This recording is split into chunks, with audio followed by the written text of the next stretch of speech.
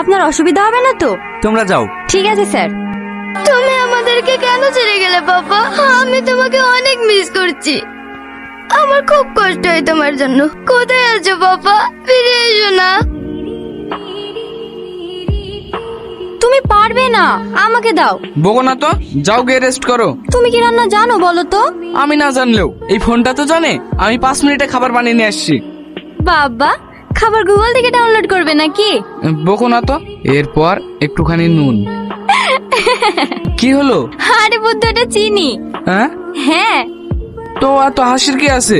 নুনের জায়গায় যদি চিনি খাও তাহলে আমাদের মেয়েও তো মিষ্টি স্বভাবের হবে।